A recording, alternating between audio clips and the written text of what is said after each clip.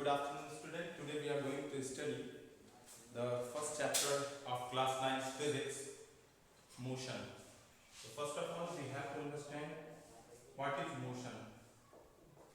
Motion को हिंदी में गति बोलते हैं. गति का मतलब होता है, मोशन मीन्स होता है when any object change its position according to time.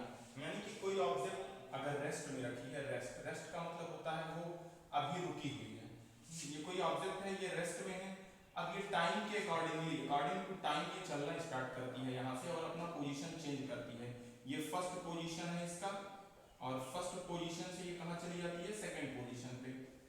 तो ये सब किसके अकॉर्डिंग होगा, ये टाइम के अकॉर्डिंग होगा. टाइम बदलेगा. अगर ऑब्जेक्ट मोशन कर रही है तो वो टाइम भी बदलेगी. यानी एक सेकंड में अगर कोई ऑब्जेक्ट यहाँ पे है तो अगले सेकंड में वो इस पोजीशन पे होगा. इसको हम बोलते हैं मोशन. इसमें बात और आती है कि कोई भी ऑब्जेक्ट मोशन में कब नहीं होता है. ये तो मोशन का डेफिनेशन हो गया कि ऑब्जेक्ट मोशन में है, और कोई भी ऑब्जेक्ट मोशन में तब नहीं होती.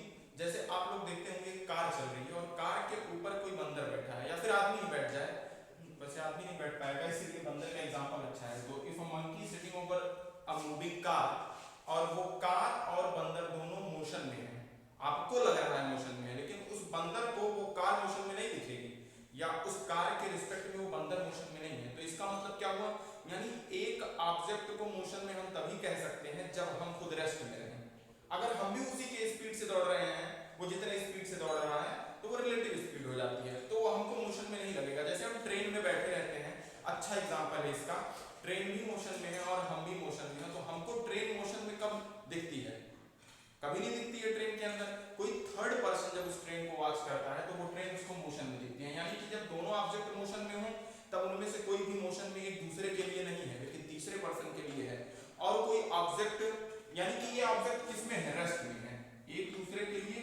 ये ट्रेन, ये रेलगाड़ी जो है, ये ट्रेन, यानी ये ट्रेन जो है, ये ट्रेन और इस ट्रेन में बैठे हुए पर्सन, ये दोनों आपस में किसमें है, ये दोनों आपस में रेस्ट में है.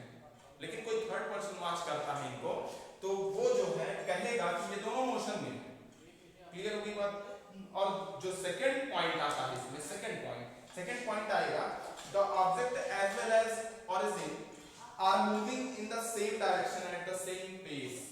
वही बात हो गई, सेम डायरेक्शन और सेम पेस से दौड़ रहे हैं, तो उसको हम कहेंगे कि वो दोनों ऑब्जेक्ट रेस्ट में हैं. और ऑब्जेक्ट रेस्ट में कब होते हैं, दोनों स्थिर हों तब भी रेस्ट में हैं. तो ये रेस्ट में होने के कंडीशन हो गए किसी ऑब्जेक्ट के. इतना क्लियर हो गया कि मोशन होता क्या है और रेस्ट में कब होते हैं ऑब्जेक्ट्स.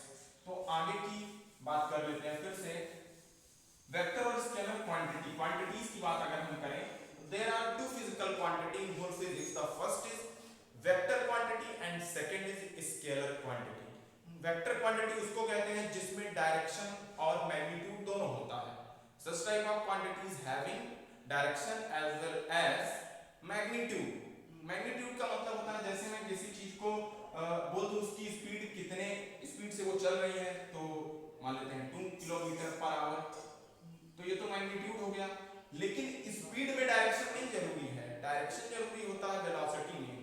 तो स्पीड और वेलोसिटी में अंतर है. स्पीड जो है आपका ये वेक्टर क्वांटिटी है, क्योंकि इसमें डायरेक्शन की जरूरत नहीं है उसको, इसमें मैग्नीट्यूड हो बस. लेकिन अगर आप देखेंगे वेलोसिटी, वेलोसिटी किसको कहते हैं, वेलोसिटी आपका होता है वेक्टर क्वांटिटी, क्योंकि इसमें डायरेक्शन भी है, इसमें क्या है, डायरेक्शन भी है, and as well as magnitude भी है. इसमें मैग्नीट्यूड और डायरेक्शन दोनों है. तो कभी भी अगर अंतर लिखने के लिए आ जाए, differentiate between vector quantity and scalar quantity, तो वेक्टर वो है जिसमें डायरेक्शन और मैग्नीट्यूड होता है, और स्केलर वो क्वांटिटी होती है जिसमें केवल और केवल मैग्नीट्यूड होता है. There is no need of direction. Direction नहीं होता. ऐसे हजारों एग्जांपल है फिजिक्स में. जैसे फोर्स की बात कर ले, फोर्स एक आपका वेक्टर क्वांटिटी है, फोर्स की बात हो गई.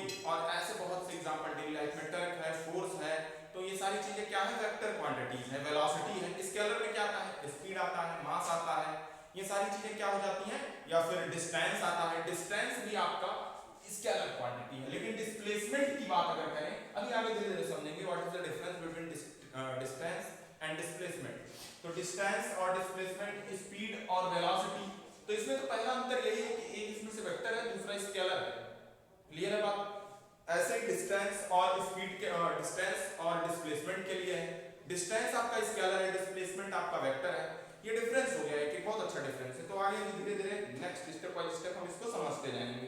तो अगला हेडिंग हमारा है, अगला टॉपिक यही है कि डिस्टेंस और डिस्प्लेसमेंट कहते किसको हैं। जनरली आप लोग सुने होंगे मैं इतनी दूरी तय करके आ रहा हूँ, इतना डिस्टेंस है मेरा घर, लेकिन आप लोग किसी से जल्दी नहीं सुने होंगे मैं इतने डिस्प्लेसमेंट से आ रहा हूँ, क्योंकि एक्चुअली डेली लाइफ में हमारे डेली रूटीन में डिस्प्लेसमेंट हम करते ही नहीं है जल्दी। डिस्प्लेसमेंट तो तब हो गया जब हम कहीं पे एकदम स्ट्रेट जाएं। स्ट्रेट जाने का मतलब हम अपने घर से स्कूल तक की दूरी जिगजैग मोशन में कवर करते हैं या फिर सर्कुलर मोशन में कवर करते हैं। तो हमारे घर से और हमारे स्कूल की जो टोटल लेंथ है उसे ही कहते हैं दूरी। तो टोटल लेंथ ऑफ पाथ, यानी पाथ, पाथ का मतलब रास्ता, पाथ का टोटल लेंथ जो इसका होता है उसे क्या कहते हैं, total length of path is known as distance, इसको बोला जाता है डिस्टेंस। लेकिन डिस्प्लेसमेंट किसको कहते हैं, अच्छा टोटल लेंथ किसी पाथ, जैसे ये हमारा घर हो गया और ये स्कूल हो गया, ये हमारा स्कूल है। अब यहाँ से यहाँ तक जाने के बहुत से रास्ते होंगे, मानते हैं एक रास्ता हमारा ऐसे ऐसे जा रहा है ये रास्ता, तो इस रास्ते की पूरी लेंथ यहाँ से शुरू करेंगे ऐसे ऐसे ऐसे, मान लो ये हो गया कितना 10 मीटर, एज एग्जांपल 10 मीटर या 1 किलोमीटर कर देते हैं 1 किलोमीटर। लेकिन अगर मैं डिस्प्लेसमेंट की बात करूंगा तो ये इसका इनिशियल पॉइंट है, इनिशियल पॉइंट से लास्ट पॉइंट तक की स्ट्रेट लेंथ यानी minimum length, the minimum length between initial and final position या between initial and final point is known as displacement. और डिस्प्लेसमेंट का एक ही डायरेक्शन होता है, बार बार डायरेक्शन नहीं बदलता। कैसे, आप डिस्टेंस देख रहे हैं, यहाँ ये डायरेक्शन है, यहाँ ये डायरेक्शन है, यहाँ ये डायरेक्शन, यहाँ ये बार बार डायरेक्शन चेंज हो रहा है, लेकिन इस डिस्प्लेसमेंट का एक ही डायरेक्शन है। वो नॉर्थ से साउथ हो सकता है, साउथ से नॉर्थ हो सकता है, ऊपर से नीचे हो सकता है, नीचे से ऊपर हो सकता है। Let's clear.